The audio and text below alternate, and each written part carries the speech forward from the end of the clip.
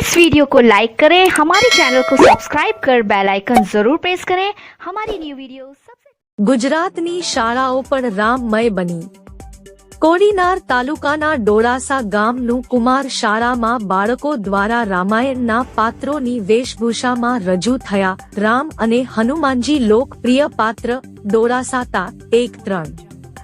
હાલ અયોધ્યા ખાતે નવનિર્મિત ભવ્ય રામ મંદિરમાં આગામી દિવસોમાં પ્રાણ પ્રતિષ્ઠા મહોત્સવ યોજાનાર છે, જેની અસર લોકોના દૈનિક જીવન પર થઈ રહી છે, જેનાથી શાળાના બાળકો પણ બાકાત નથી।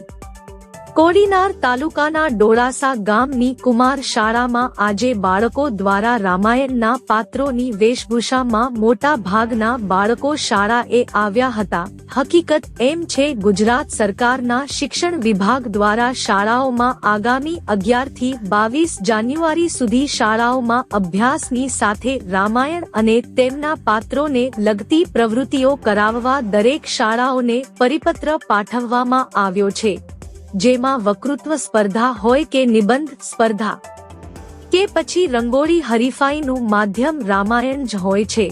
પણ કોડીનાર તાલુકાના ડોળાસા ગામની કુમાર શાળાના આચાર્ય વશરામભાઈ પરમાર અને સ્ટાફ દ્વારા દરેક બાળકોને રામાયણના કોઈ પણ પત્રની વેશભૂષામાં તૈયાર થઈને આવવાનું જણાવ્યું હતું।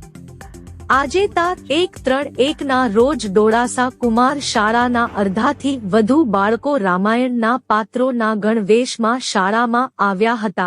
જાણે શાળા રામમય બની ગઈ। આ પત્રોમાં સૌથી વધુ બાળકો રામ બન્યા હતા અને હનુમાનજીનું પાત્ર પણ અનેક બાળકોએ ભજવ્યું હતું અને રામાયણ અન્ય પાત્રો સીતાજી, રાવણ, વિભીષણ વગેરે પણ ભજવાયા હતા। બાદ શાળાના શિક્ષકો અશોકભાઈ બી ટાંક અને હિંમતભાઈ પરમાર દ્વારા રામાયણના પાત્રો અને તેમની ભૂમિકા વિશે બાળકોને રસપ્રદ અને સરળ ભાષાના બાળકોને સમજાવ્યું હતું, જેથી નવી પેઢી રામ અને રામાયણ વિશે વધુને વધુ માહિતી એકત્ર કરી શકે।